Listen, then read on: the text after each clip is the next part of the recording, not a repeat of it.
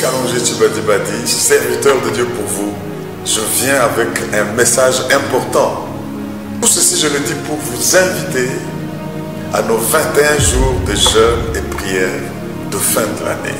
Du samedi 1er décembre 2018 au vendredi 21 décembre 2018, nous devons jeûner, nous devons prier. Nous devons non seulement faire le bilan de cette année qui est en train de se terminer, mais réclamer que Dieu nous révèle des choses cachées et balise notre année 2019. Mais ne nous laissons pas embrouiller par ce que nous entendons à gauche, à droite, ce que nous lisons, ce que nous écoutons à la radio, à la télévision, mais venons chercher la face de Dieu, venons crier à l'Éternel. Et vous savez quel est le thème? Avec le Saint-Esprit, expérimenter les miracles. Avec le Saint-Esprit, expérimenter les surnaturels. Mes frères et sœurs, nous aurons des tranches de prière, 4. Et même ceux qui auront voulu, le matin, comme le spot va nous l'indiquer, 6 heures, nous commençons les tranches de 10 heures, les tranches de midi. Mais à 17 heures, la 4e tranche de la journée, nous avons un enseignement et des prières sans arrêt sous l'onction du Saint-Esprit. Cela va avoir lieu dans notre dôme de la révélation, le dôme du rocher, le dôme de la lumière de l'Éternel, sur Mangaï, avenue Mangaï dans la commune de Kassarobo, croisement Chaba, Mangaï, croisement Chaba. Vous n'allez pas rater de voir le temple de Logos Rema. Invitons, venons toutes les familles et espérons pour voir Dieu libérer notre nation. Voilà. Dieu, acclame-le puissamment. Il le mérite, il est Dieu. Il est notre guide. Il est notre Dieu. Alléluia. Merci Jésus. Oh. Père, c'est tout un plaisir de t'adorer, de t'appartenir, Éternel. Nous t'invoquons. Toi qui nous dis invoque-moi, je te répondrai. Et je te montrerai des choses cachées, des choses que tu ne connais pas. Toi qui, quand tu te tiens debout, tes ennemis se dispersent. Tu es seul Dieu, tu es le seul, il n'y a pas d'autre à côté de toi. Et nous t'appartenons. C'est pour cela que nous sommes venus t'élever, nous sommes venus t'adorer, nous sommes venus te rendre un culte. Prends plaisir, Seigneur, à ce culte de ton peuple, malgré ses imperfections, malgré nos incapacités. Cher Saint-Esprit, agis et déchire le voile de l'ignorance. Nous voulons contempler encore la grandeur de notre Dieu, le glorifier. Parle-nous, guéris, libère. Sauve, Seigneur, encore aujourd'hui. Instruis-nous, corrige-nous. Nous voulons être comme tu veux que nous le soyons.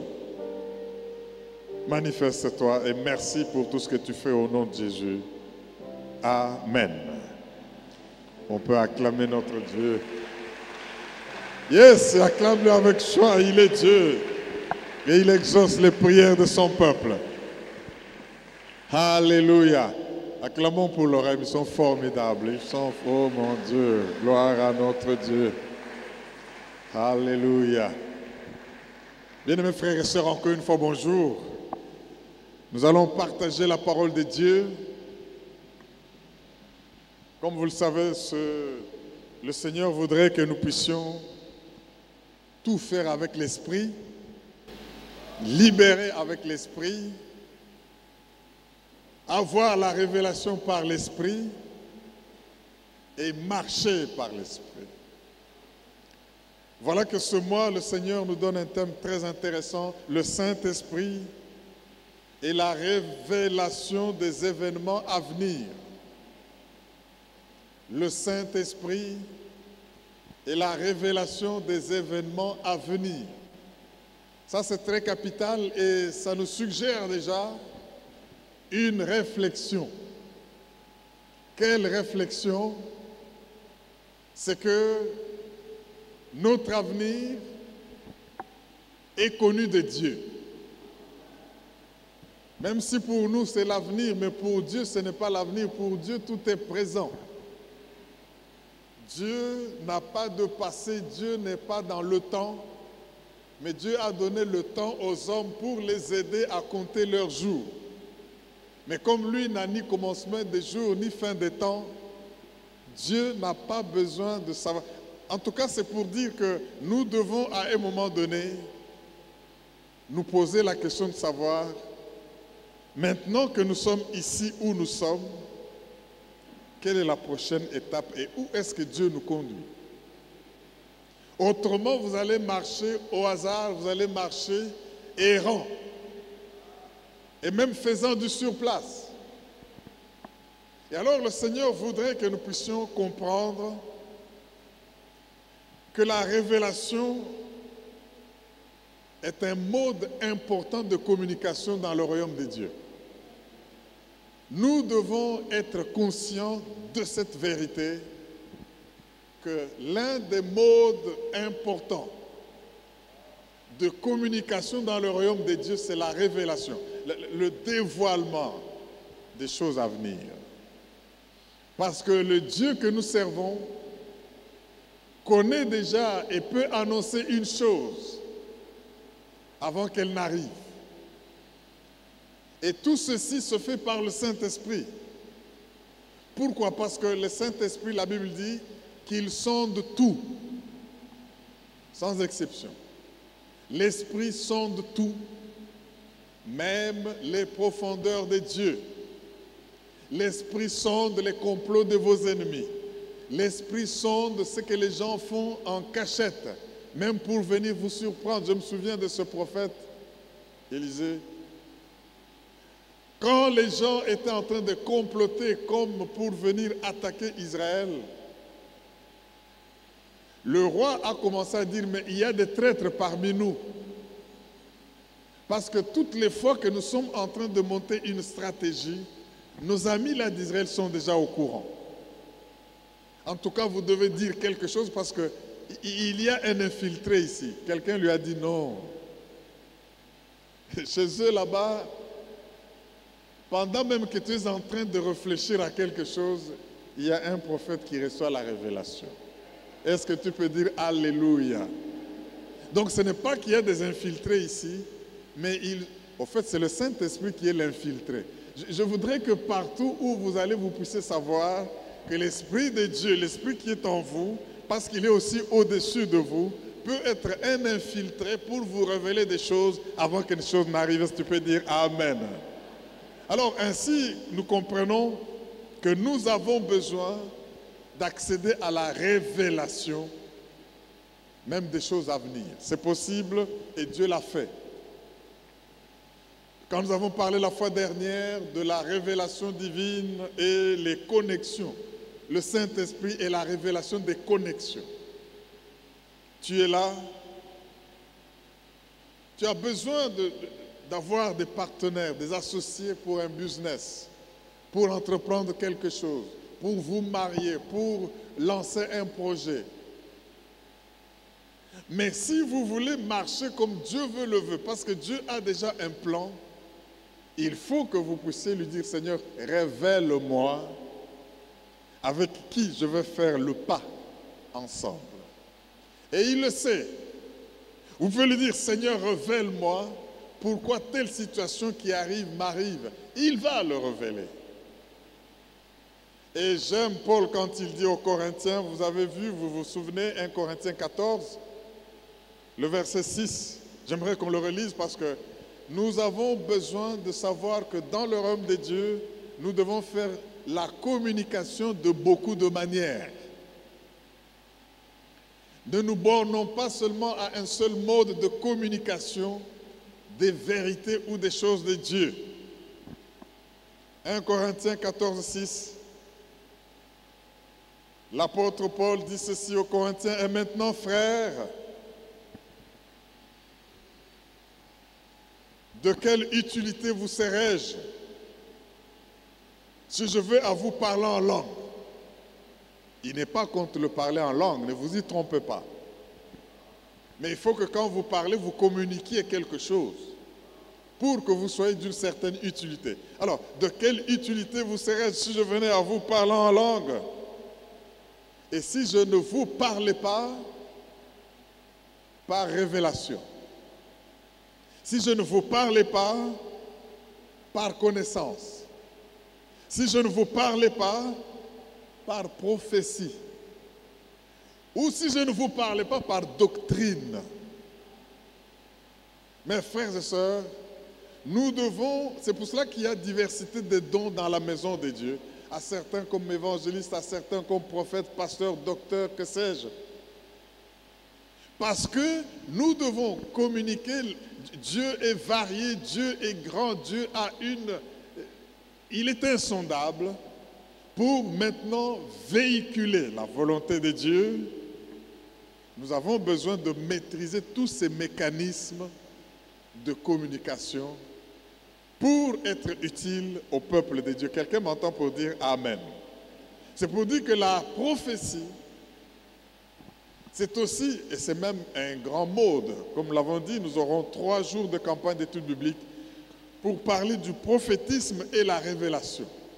Parce que Moïse peut s'exclamer et dire, ne soyez pas jaloux de moi, Josué.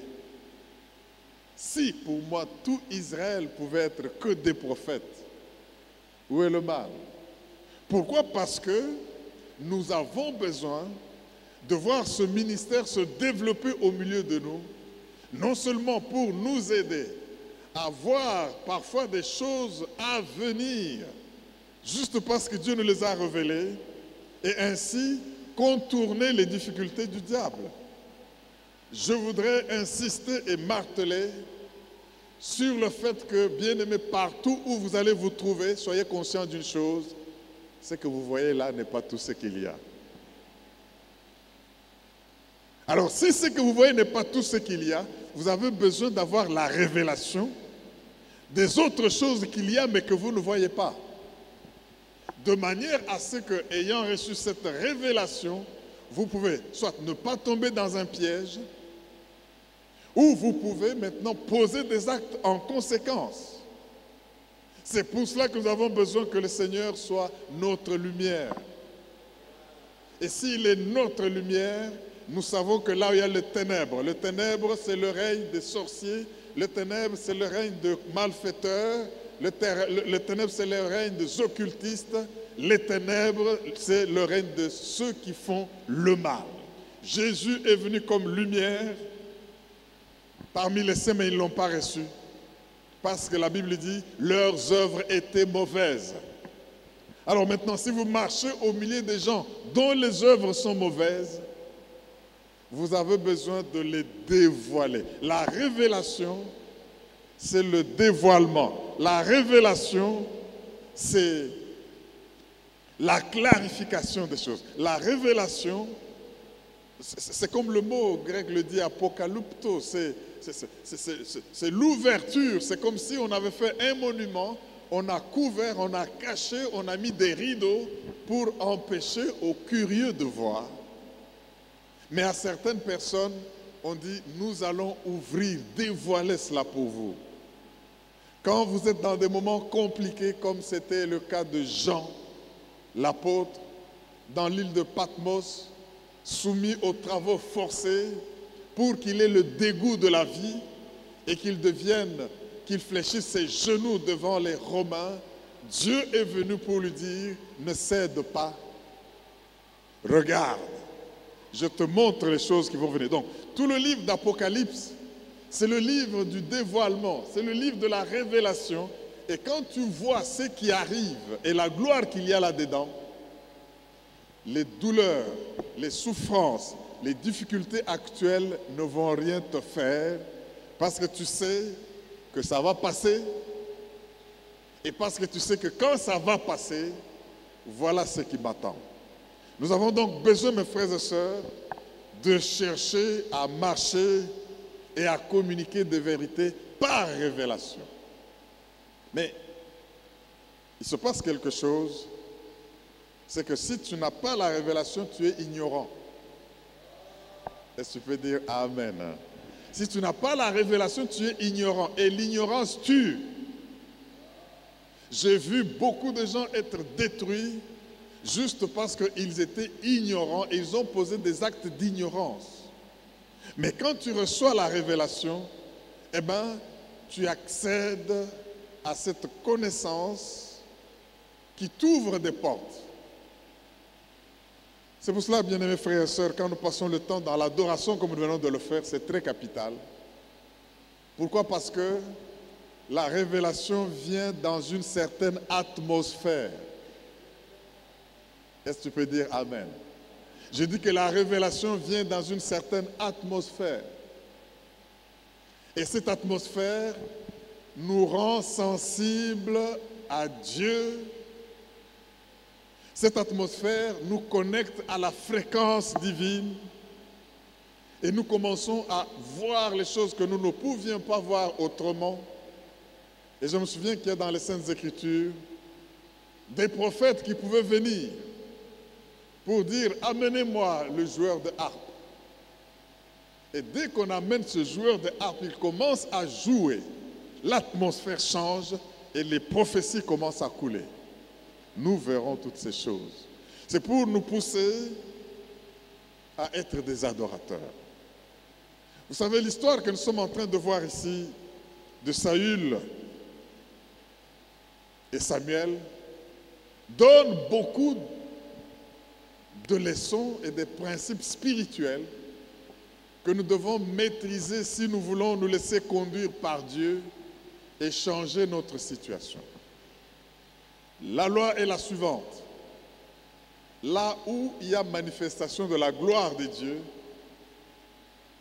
il y a la lumière de Dieu qui se manifeste.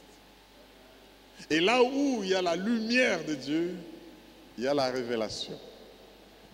Et quand vous avez la révélation, vous ne pouvez qu'être révolutionné. La révélation entraîne la révolution. Et dès que vous avez fait cette révolution, votre vie n'est plus la même.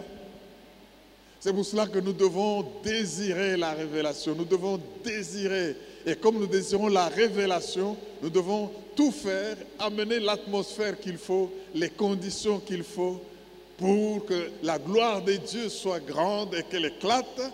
Et quand cette gloire éclate, la lumière est là. Et quand la lumière est là, la révélation est là. Et Dieu nous parle. Et vous verrez que quand nous venons ici dans la maison de Dieu, nous rentrons contents, nous rentrons satisfaits, nous rentrons heureux si nous sommes venus de tout cœur avec la faim de voir Dieu se révéler à nous. Est-ce que quelqu'un peut dire Amen? C'est pour cela que vous allez comprendre le secret de ceux qui réussissent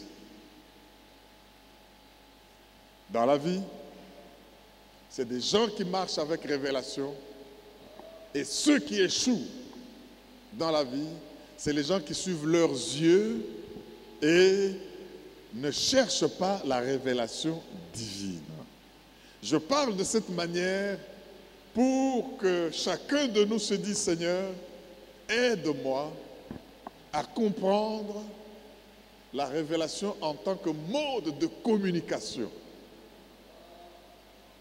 dans le royaume des dieux. Vous savez, bien-aimés, je vois le Seigneur en train de reprendre les enfants d'Israël qui commençaient à tourmenter Moïse. Oh, tu as fait ceci, il a fait une femme étrangère, est-ce qu'il croit qu'il n'y a que par lui que Dieu se manifeste? Vous pouvez lire ça dans la Bible. Mais écoutez ce que Dieu dit. Quand je parle à quelqu'un, je parlerai à un prophète parmi vous. C'est par des visions et des songes et par des énigmes que je lui parle. Donc Dieu se choisit la voie et le moyen par lequel il veut parler aux hommes.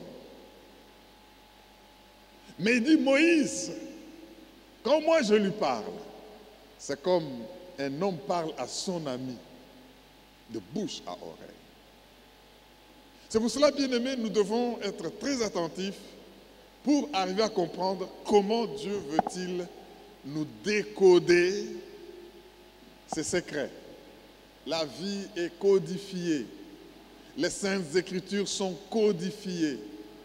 Si vous n'avez pas l'Esprit qui a inspiré ces choses, et l'Esprit qui voit les choses avant qu'elles n'arrivent, vous risquez de mener une vie qui est une vie en brouillon, qui est une vie d'échec.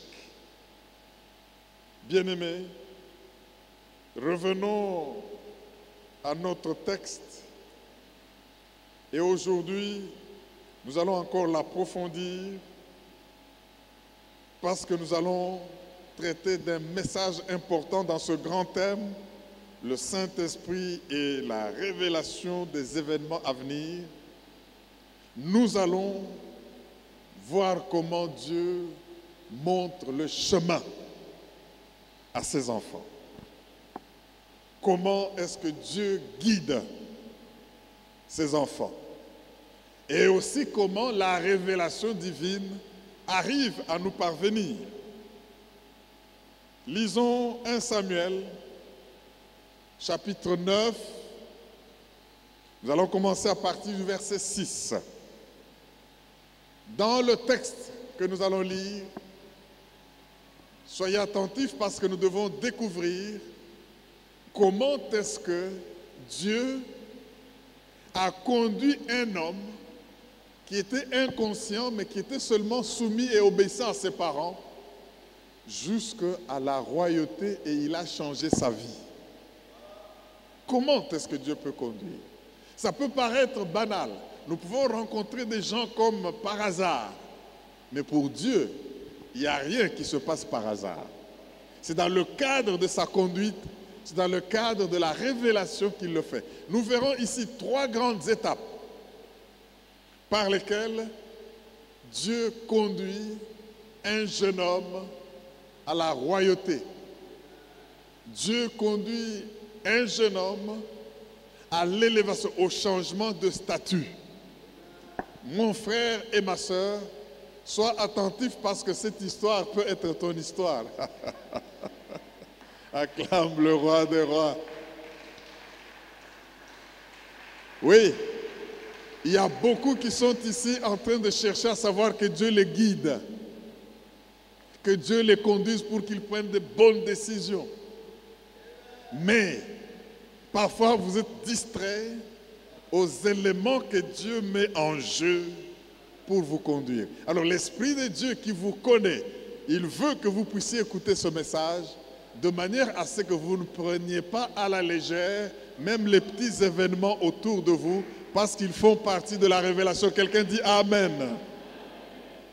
Avant de lire 1 Samuel 9 à partir du verset 6, laissez-moi nous rappeler qu'est-ce qui se passe pour qu'ils en arrivent là. Kis, le père de Saül, est un homme bien fortuné qui a des moyens. Ce qui nous le prouve, c'est qu'il a des troupeaux et l'un des troupeaux des ânesses est perdu. Et il recourt à son fils. Nous observons un fils obéissant, un fils sérieux, quand il est déterminé à faire ce que son père lui a demandé, il le fait et il le fait très bien. Mais aussi un fils soucieux de l'état de son père, quand à un moment donné, il peut commencer à s'inquiéter. Je veux que vous compreniez cela. Saül, déjà physiquement, grand de taille, quand il était dans la foule, sa tête était au-dessus de toutes les têtes. Agréable à regarder, un beau de visage comme la Bible le dit. Et Dieu choisit un homme géant comme ça pour diriger le peuple de Dieu. Même ta taille joue le rôle dans ta mission sur la terre. Oh mon Dieu. Je dis ceci, la taille que tu as, ne cherche pas à devenir quelqu'un d'autre. Tu as la taille qu'il faut pour l'appel que Dieu a pour toi. Ne t'embrouille pas avec les chirurgies plastiques ou élastiques, je ne sais pas moi, mais considère que Dieu qui sait pourquoi il t'a créé, il t'a donné cette taille-là et tombe amoureux de toi. Est-ce que tu peux dire Alléluia? Dis à ton voisin, ne cherche pas à devenir moi et moi je ne cherche pas à devenir toi. Dis-le lui, je ne cherche pas à devenir moi. Parce que je sais que ma mission n'est pas ta mission, donc ma taille ne doit pas être ta taille. Alléluia. Alors Saül est là, obéissant, consciencieux dans ce qu'il fait, et il cherche. Un jour passe, il ne trouve pas les ânesses. 2 jours passent, il part de contrée en contrée. Il ne trouve pas les ânesses. 3 jours passent. Il va jusque dans les coins de Rama. Mais il ne trouve pas les ânesses. Est-ce que tu sais que tu peux avoir perdu quelque chose pour que Dieu t'ouvre la porte de ton élévation? Je pose là, je dis ceci. Est-ce que tu sais que tu peux perdre quelque chose parce que Dieu veut qu'en perdant la chose et en la cherchant, tu trouves ton élévation? C'est pour cela que quand vous perdez quelque chose, même à la maison ou au travail ou je ne sais pas où, n'allez pas vous emporter, vous énerver et avoir une mine qui sème la terreur partout, juste parce que j'ai perdu ceci, j'ai perdu cela, au lieu d'aller chercher, et jusqu'à aller chercher des divinateurs. Des personnes pour venir voir où est-ce que tu as perdu ce que tu as perdu. Dieu peut permettre que tu perdes. Kalonji Tchibadi, serviteur de Dieu pour vous, je viens avec un message important. Tout ceci, je le dis pour vous inviter à nos 21 jours de jeûne et prière de fin de l'année. Du samedi 1er décembre 2018 au vendredi 21 décembre 2018, nous devons jeûner, nous devons prier. Nous devons non seulement faire le bilan de cette année qui est en train de se terminer, mais réclamer que Dieu nous révèle des choses cachées et balise notre année 2019. Mais ne nous laissons pas embrouiller par ce que nous entendons à gauche, à droite, ce que nous lisons, ce que nous écoutons à la radio, à la télévision, mais venons chercher la face de Dieu, venons crier à l'Éternel. Et vous savez quel est le thème? Avec le Saint-Esprit, expérimenter les miracles. Avec le Saint-Esprit, expérimenter les surnaturels. Mes frères et sœurs, nous aurons des tranches de prière, 4. Et même ceux qui auront voulu, le matin, comme le spot va nous l'indiquer, 6 heures, nous commençons les tranches de 10 heures, les tranches de midi. Mais à 17 heures, la 4e tranche de la journée, nous avons un enseignement et des prières sans arrêt sous l'onction du Saint-Esprit. Cela va avoir lieu dans notre dôme de la révélation. Le dôme du rocher, le dôme de la lumière de l'Éternel. Sur Mangaï, avenue Mangaï, dans la commune de Kassabobo, croisement Chaba. Mangaï, croisement Chaba. Vous n'allez pas rater de voir le temple de Logos Rema. Invitons, venons toutes les familles et espérons pour voir Dieu libérer notre nation. Tu cherches. Et qu'en cherchant, lui te conduit où il veut te conduire. Aïe, aïe, aïe, aïe, aïe, aïe. Oh, je crois qu'il y a des gens qui ont perdu des choses, qui vont être contents aujourd'hui parce qu'ils les ont perdues pour entrer dans le plan de Dieu pour eux. Est-ce que tu peux dire Alléluia? Il n'a pas trouvé. Alors au 3e jour, les 3 jours sont terribles dans la Bible. Même pour qu'il y ait résurrection, il a fallu d'abord 3 jours. Au 3e jour, Saül s'arrête. Il dit non, on est allé trop loin. On rentre. Je crois que mon père, maintenant, il commence à s'inquiéter. Je ne veux pas qu'il commence à dire, j'ai perdu les années, je viens de perdre mon fils. Rentrons. Mais écoutez quand Dieu vous conduit. Le serviteur de Saül dit non. on ne rentre pas. Il y a dans la contrée, donc lui connaissait des choses de la contrée que Saül ne connaissait pas. C'est là que nous allons venir lire. Mes frères et sœurs, il y a une loi que vous devez découvrir, c'est que quand vous cherchez, au moment où vous commencez à vous décourager, sachez que la réponse est à côté. Vous avez le zèle, vous avez le courage, vous cherchez, vous cherchez, vous cherchez. À un moment donné, vous commencez à vous décourager. Notez que c'est au moment où vous commencez à vous décourager que la solution de Dieu est là. Quelqu'un dit Amen. Saül commence à se décourager. Lisons maintenant. Nous sommes dans 1 Samuel 9. Première étape de la direction divine, Dieu utilise quelqu'un à côté de vous.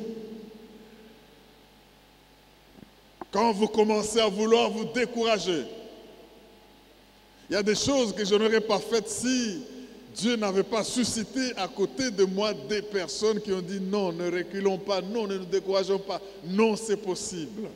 Écoutez ce qu'il dit, verset 9, et verset 6 plutôt, 1 Samuel. Le serviteur lui dit, voici, il y a dans cette ville un homme de Dieu. Dis avec moi, un homme de Dieu. Dis à ton voisin, un homme de Dieu, ce n'est pas un homme tout court. Il y a des hommes, ça s'arrête là, il dit c'est Mutwazaka Kamutu.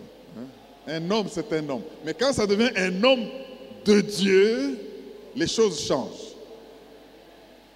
Quelle est la différence? Le de Dieu, là, qu'on a ajouté à l'homme.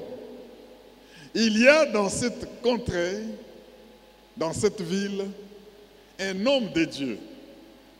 Et c'est un homme considéré.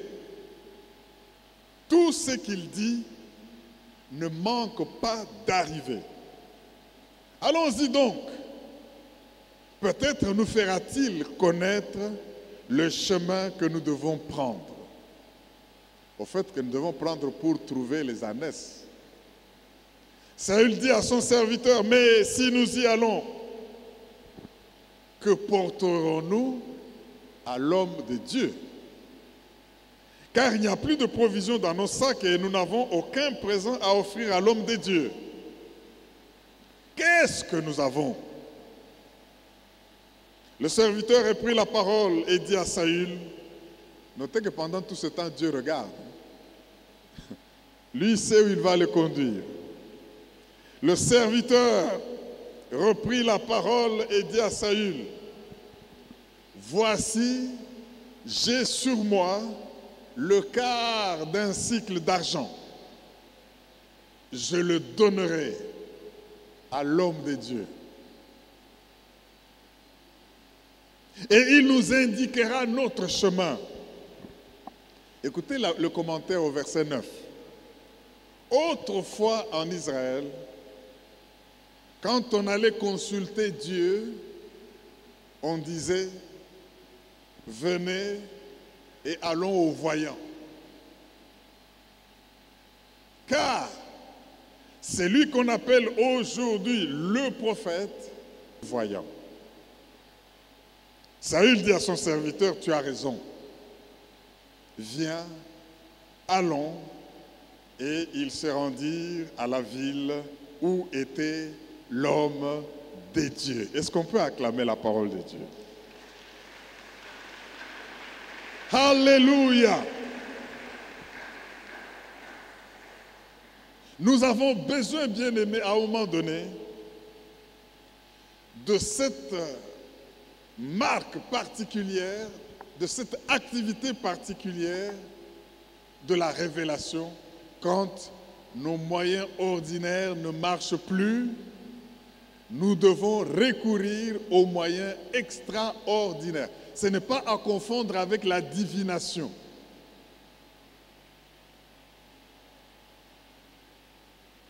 Dans les 3 jours, nous parlerons de comment ça marche le prophétisme dans la maison de Dieu, avec le Saint-Esprit. Ici, bien-aimés, nous comprenons que le serviteur de Saül a convaincu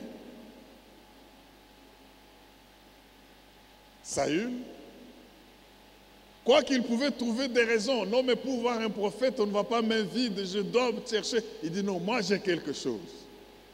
Pourvu qu'on aille. Ça, c'est Dieu qui est en train de conduire les pas de celui qu'il veut promouvoir. Dans l'entretemps, on faisait des sacrifices où il y avait des meilleurs morceaux. Je crois que les gens là ne savaient pas que c'était pour Saül. Saül lui-même ne savait pas, même Samuel, parce que Dieu le lui a révélé après. Alors, on nous dit qu'autrefois, en allant consulter Dieu, 1 Samuel 9,9, on disait « allons au voyant ». Laissez-moi, on prendra le temps d'approfondir dans la campagne, mais vous dire, bien-aimés, qu'il y a 3 noms différents dans la Bible qu'on traduit couramment aujourd'hui prophète. De sorte que si vous ne comprenez pas les nuances qu'il y a dans ces 3 noms, vous ne comprenez pas comment marche la pratique prophétique. Dans ce texte que nous venons de lire, ils ont utilisé 2 noms hébreux. Autrefois, quand on allait consulter Dieu, on disait « allons au voyant ». Et c'est celui qu'on appelle aujourd'hui prophète. Les 2 là ne sont pas le même mot hébreu. Le voyant vient du terme hébreu « roé ».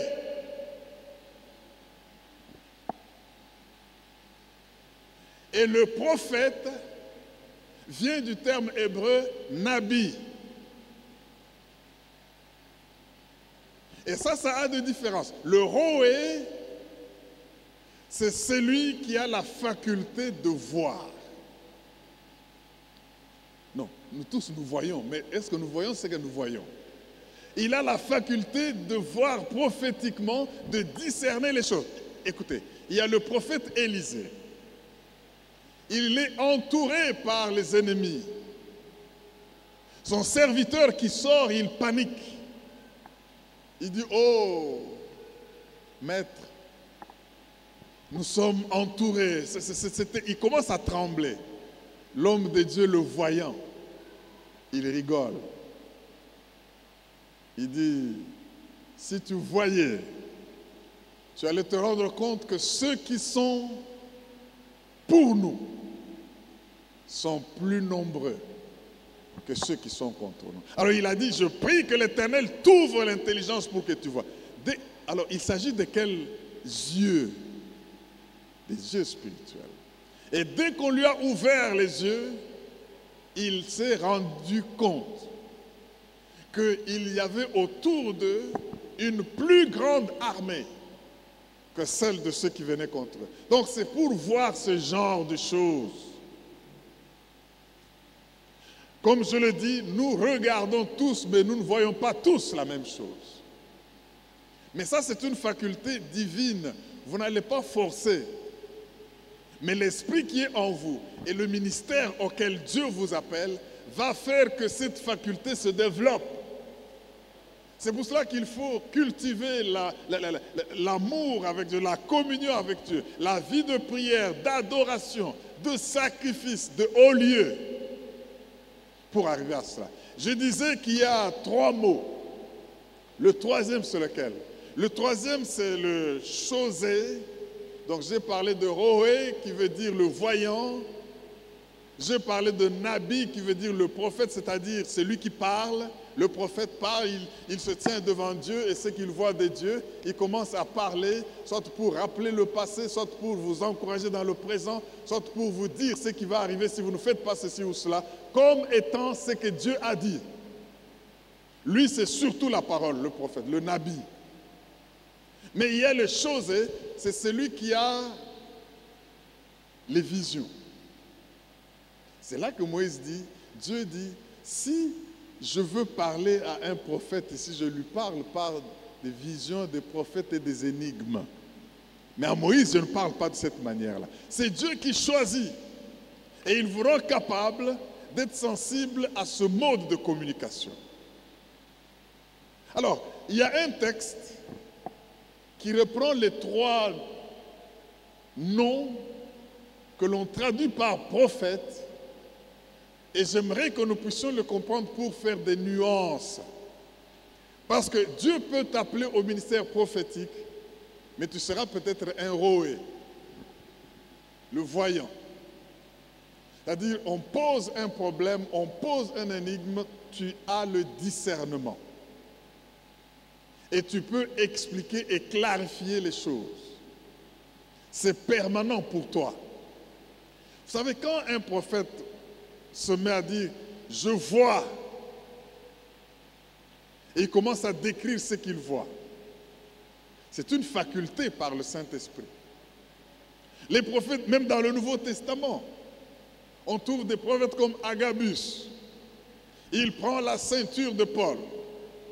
Il dit, je vois l'homme à qui appartient cette ceinture. Je le vois pieds et mains liés. Et les gens commencent à dire à Paul, ne va pas à Jérusalem parce que Paul dit, non, laissez-moi. Je suis prêt. Donc, il voit des choses. Et quand il parle, c'est une description de ce qu'il voit, de ce qu'il perçoit. Écoutez, lisons un Chronique, chapitre 29, le verset 29. Facile à retenir. Pour que nous comprenions, il y a ici 3 prophètes, mais qui ne sont pas les prophètes de la même nature d'activité prophétique. Je vais reprendre ça. Dans ce texte-là, il y a 3 prophètes, mais qui pratiquent le prophétisme n'ayant pas les mêmes activités, les mêmes facultés de communication de la révélation. Écoutez ce que la Bible dit, 1 Chronique 29, 29. Je vais lire dans 2 ou 3 versions pour que nous puissions comprendre les nuances qu'il y a. Parce que je sais que parmi nous, vous tous qui m'entendez, qui avez l'Esprit de Dieu, quand il vous utilisera dans la révélation, il vous utilisera d'une manière ou d'une autre. Ou les 3 à la fois, selon les cas. La Bible dit ceci. Les actions du roi David, les premières et les dernières, sont inscrites dans le livre de Samuel, le voyant, dans le livre de Nathan, le prophète, et dans le livre de Gad, le prophète. On a traduit le prophète par Louis II, mais c'est parce qu'il y a parfois difficulté de trouver le mot qu'il faut.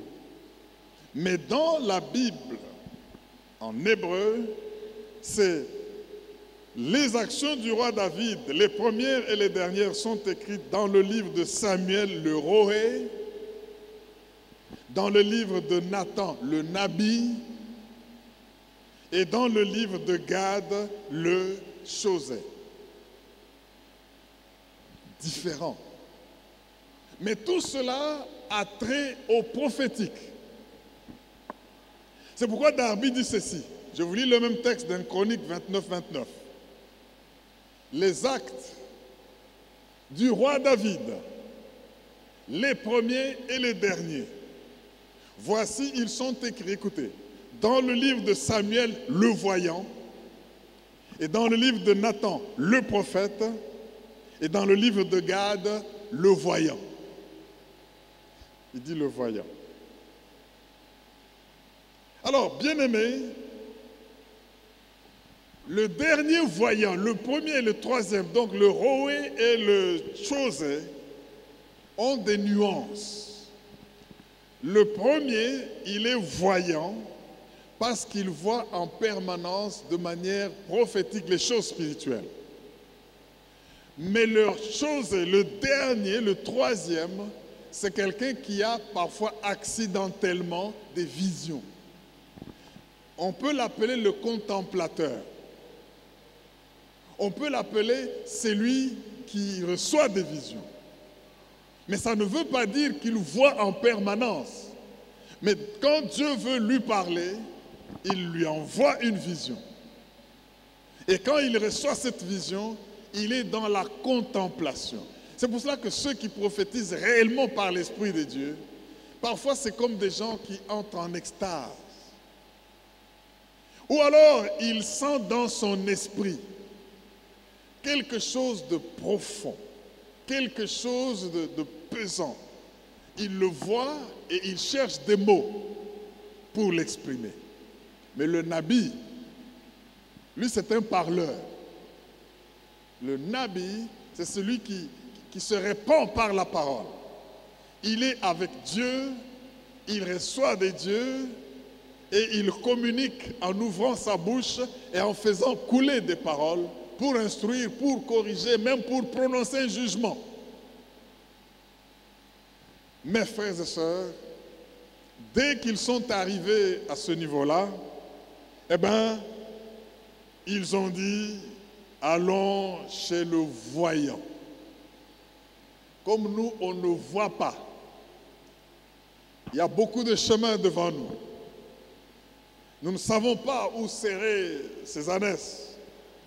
Allons chez quelqu'un qui peut avoir la perspicacité de comprendre et de nous guider.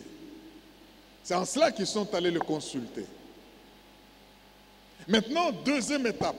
Nous sommes toujours dans 1 Samuel 9. De la direction divine de Dieu pour la révélation qui amène Saül à la royauté. Nous sommes en train de parler des étapes de la direction divine quand Dieu veut vous amener à la royauté. Nous avons vu pour la première fois Dieu qui se sert du serviteur à côté. Mes frères et sœurs, quand Dieu va nous conduire, il pourra utiliser même les plus petits que nous. Si Naaman n'avait pas écouté cette servante esclave déportée, prise en Israël, pour avoir la révélation qu'il y a un roi, un prophète en Israël qui peut guérir de la lèpre, il allait mourir lépreux. Mais il a fallu cette révélation, et pour jouir de cette révélation, il a fallu écouter ce que Dieu fait en utilisant quelqu'un à côté de vous. Est-ce que tu peux dire Amen? Mais dans cette direction divine, Dieu va utiliser aussi des jeunes filles. Lisons maintenant le verset 11 à 13. Ils doivent aller au voyant, c'est-à-dire consulter Dieu. Mais pour aller au voyant, tu ne sais pas où est le voyant. Dieu va baliser le chemin. Il te colle un serviteur qui te dit de ne pas te décourager. Et quand tu veux trouver des raisons de ne pas partir, Dieu fait que par ce serviteur, tu n'aies plus de raison à avancer. Et maintenant, quand vous partez, Dieu met sur votre chemin un groupe de filles. Lisons. 1 Samuel 9, 11 à 13. Comme ils montaient à la ville, ils ne savaient pas où ils allaient, mais Dieu devait conduire leurs pas. Ils rencontrèrent des jeunes filles sorties pour puiser de l'eau. Et ils leur dirent, le roé est-il ici? Le voyant est-il ici? L'homme qui voit et qui discerne les choses est-il ici? L'homme de Dieu est-il ici? Elles leur répondirent en disant, oui, il est devant toi. Mais va vite, va promptement. Car aujourd'hui, il est venu à la ville parce qu'il y a un sacrifice pour le peuple sur le haut lieu. Le haut lieu représente pour nous aujourd'hui le temple, la maison de Dieu, là où on vient offrir des sacrifices, monter dans la présence de Dieu et recevoir ses bénédictions. Le voyant n'était pas toujours là dans la ville. Le prophète se mettait à l'écart de tous les troubles de la société pour être lucide et discerner les choses. Et quand il venait, on se disait, tiens, aujourd'hui le prophète est venu ici. Est-ce qu'il y a un sacrifice à offrir? Est-ce qu'il y a quelque chose à faire? Voilà leur vie. C'était une vie de la constante présence de Dieu. Louange, adoration, prière, sacrifice, communion avec Dieu pour être à mesure de développer la faculté de voyant. Aïe, aïe, aïe, aïe, aïe. Alors ils disent, va promptement. Il est venu à la ville parce qu'il y a un sacrifice. 13, verset 13. Les jeunes filles disent, quand vous serez entrés dans la ville, vous le trouverez avant qu'il monte au haut lieu pour manger. Car le peuple ne mangera point qu'il ne soit arrivé, parce qu'il doit bénir le sacrifice. Après quoi, les conviés mangeront.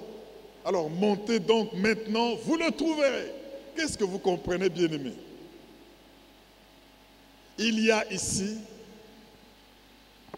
sur le pas de la direction divine, vers la révélation, des personnes que Dieu place ici, représentées par ces jeunes filles. Et ces jeunes filles donnent les détails et insistent. Parce que si Saül avait raté de voir Samuel avant qu'il soit au haut lieu, il ne pouvait pas le consulter. Il ne pouvait pas avoir la révélation. Et alors les filles disent, accélère, allez-y, faites-le promptement. Parce qu'il va sortir et dès qu'il sort, il va aller au sacrifice et le peuple attend là-bas. Mais voilà comment Dieu conduit, mes frères et sœurs. Et une fois cela fait, nous comprenons que la troisième étape de la direction divine ici, c'est quoi? C'est que Dieu se sert du troupeau des ânesses perdus pour entraîner quelqu'un dans sa nouvelle dimension de la vie. J'insiste, vous perdez quelque chose, vous cassez quelque chose, on vous vole quelque chose que vous ne voyez pas, dites gloire à Dieu parce que Dieu veut vous mener quelque part. Et ce que vous allez recevoir est toujours mieux, de loin mieux que ce que vous avez perdu. Est-ce que tu peux dire Amen? Verset 14, 1 Samuel 9. Et ils montèrent à la ville.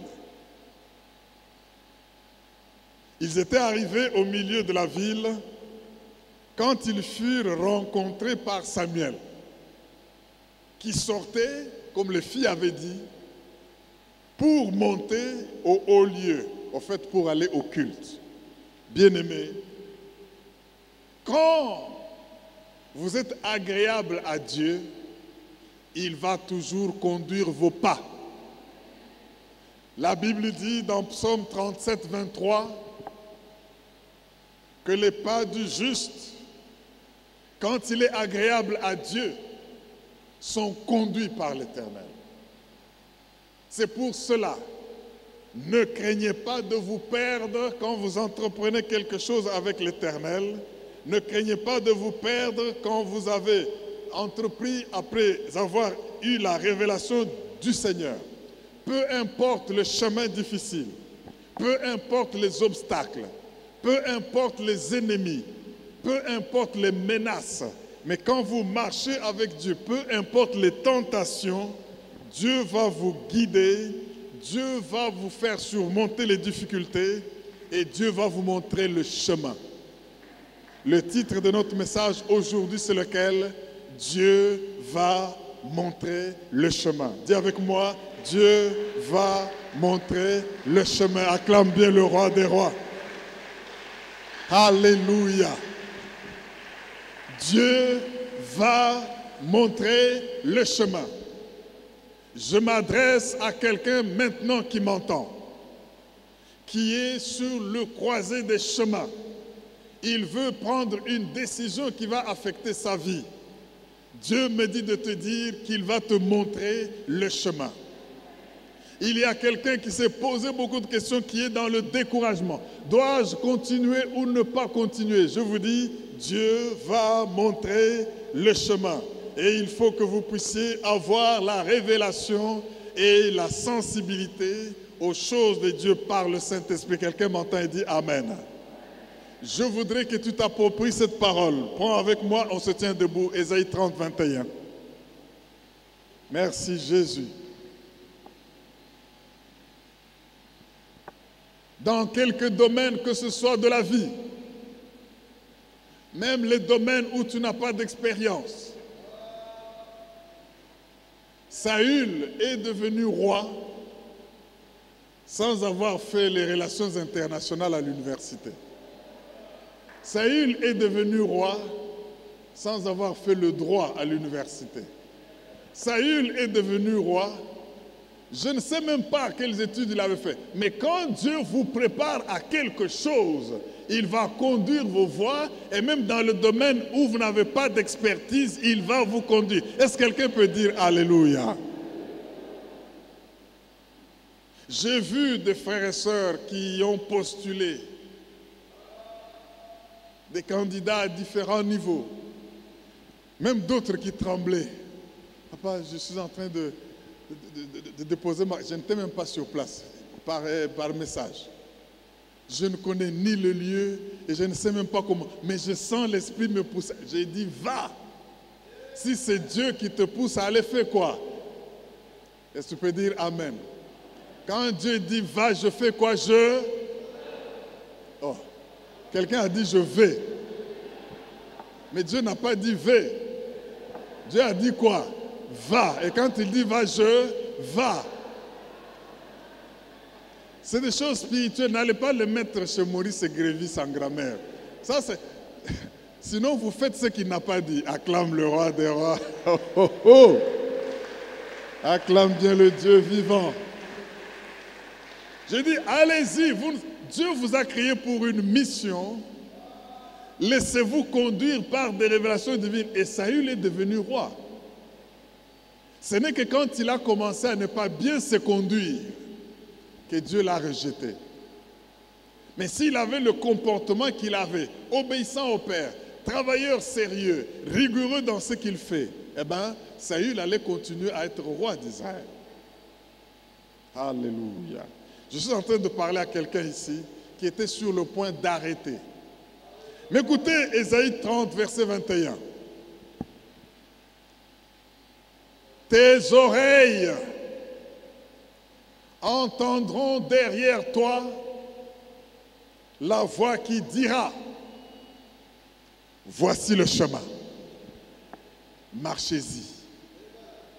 Car vous irez à droite ou vous irez à gauche. Tes oreilles, dit la parole de Dieu, entendront une voix. Tu peux être dans une foule de gens, tout le monde n'entend rien. Mais parce que Dieu t'envoie une révélation, toi tu entends. Tu commences à regarder. C'est comme le jeune Samuel, le prophète, le voyant Samuel. Il allait répondre chez Élie, le sacrificateur. Il dit, tu m'as appelé? Il dit, non, moi je ne t'ai pas appelé. Une fois, il entend une voix. Il entre là, tu m'as appelé? Ah, l'homme de Dieu comprend. Dieu est en train de parler à ce jeune homme.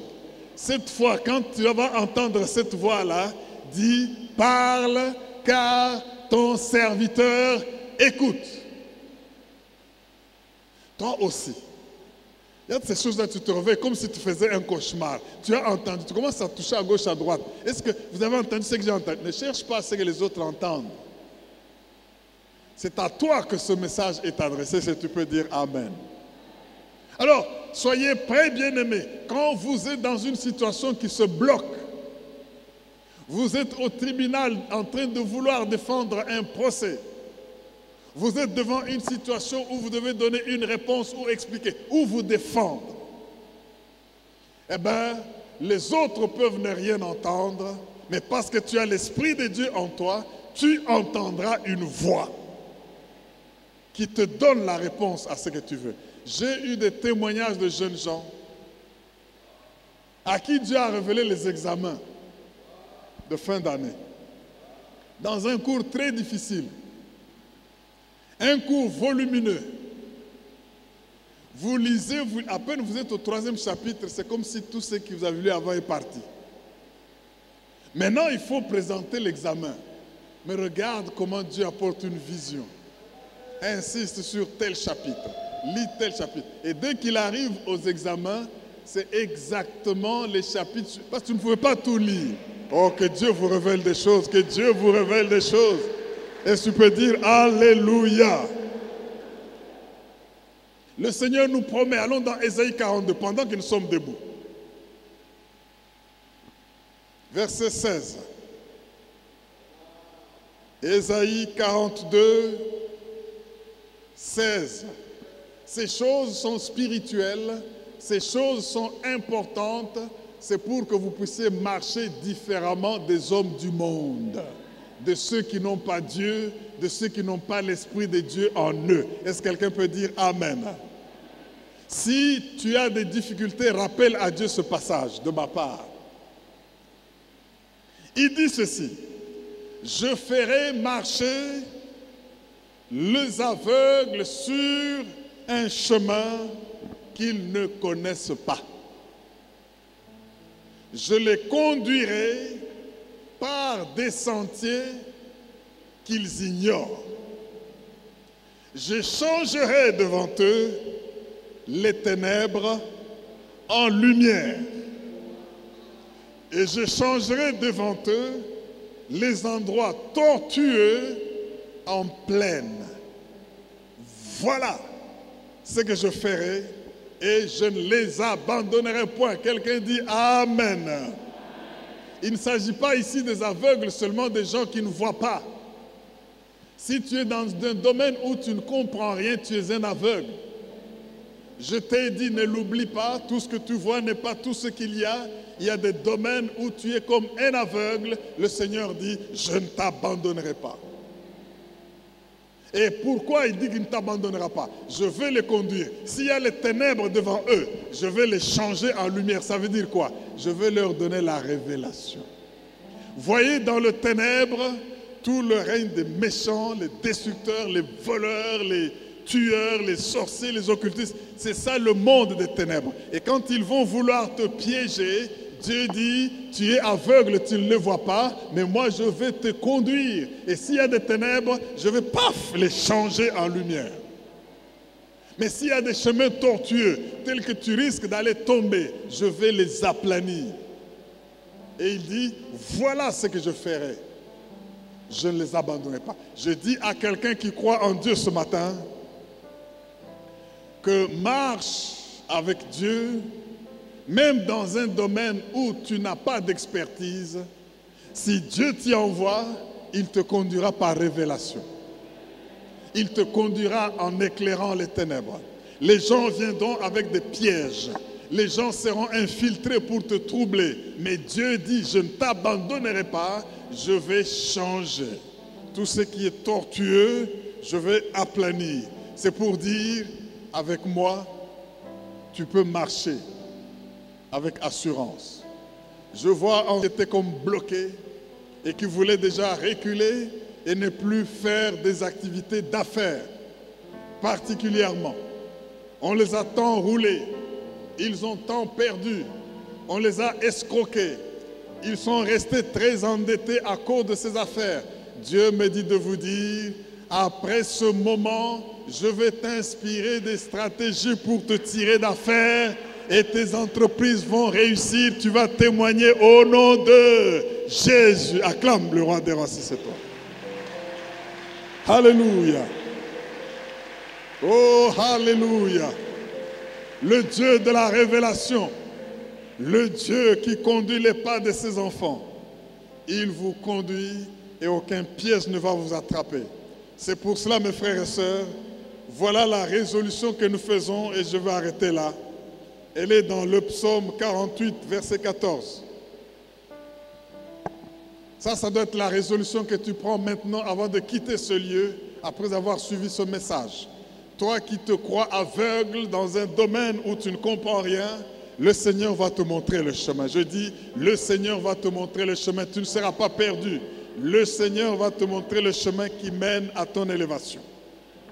Le psaume 48, 14 ou 15 selon le verset, la Bible dit, voilà le Dieu qui est notre Dieu. Tout ce que nous venons de dire là, nous concluons maintenant. Le Dieu de Roé, le Dieu des Nabis, le Dieu des Chosé, le Dieu des voyants, le Dieu de ceux qui parlent et donnent la révélation, le Dieu devant qui rien n'est caché, tout est nu et découvert à celui que nous devons rendre compte. Voilà le Dieu qui est notre Dieu quand? Éternellement et à jamais. Il sera notre guide jusqu'à la mort. Dis avec moi, il sera notre guide jusqu'à la mort. Que Dieu soit votre guide jusqu'à la mort.